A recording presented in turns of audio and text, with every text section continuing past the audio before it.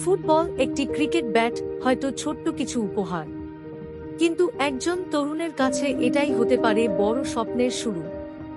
গত 16ই আগস্ট তারিখে ফেনী সদর উপজেলা প্রশাসনের আয়োজনে ৩৮টি শিক্ষা প্রতিষ্ঠান ও ক্রীড়া ক্লাবের মাঝে বিতরণ করা হয় ক্রীড়া সামগ্রী। ফেনী উপজেলা পরিষদ সম্মেলন কক্ষে প্রধান অতিথি হিসেবে উপস্থিত থেকে ক্রীড়া সামগ্রী বিতরণ করেন বিএনপির সংরক্ষিত নারী আসনের সংসদ সদস্য ফেনীর অগ্নিকন্যা ও রাজপথের নেত্রী, 3 বারের সংসদ সদস্য রেহানা আক্তার রানু এমপি। অনুষ্ঠানে আরও উপস্থিত ছিলেন ফেনী উপজেলা নির্বাহী কর্মকর্তা সুলতানা নাসরিন কান্তা। আমাদের প্রধানমন্ত্রী একজন নারী বান্ধব প্রধানমন্ত্রী।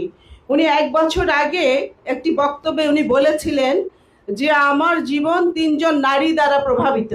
একজন আমার মা বেগম খালেদা জিয়া, একজন ওনার স্ত্রী জোবাইদা রহমান, একজন ওনার কন্যা ব্যারিস্টার জাইমা রহমান। যে প্রধানমন্ত্রীর জীবন নারী দ্বারা প্রভাবিত, সেই প্রধানমন্ত্রী তো নারী বান্ধব হতেই হবে। এবং নারীদের কল্যাণে উনি অনেকগুলো প্রকল্প নিয়েছেন, যা উনি চান যে পুরুষের পাশাপাশি নারীরা যেন এগিয়ে যায়। কারণ একজন নারী যখন এগিয়ে যায়, বিশেষ করে অনেকেই বলেন একজন নারী যখন শিক্ষিত হয় তখন তার পরিবারের সবাই শিক্ষিত হয়। আর একজন নারী যখন উপার্জন করতে পারেন, ওই সংসারটা সবসময় সুখী।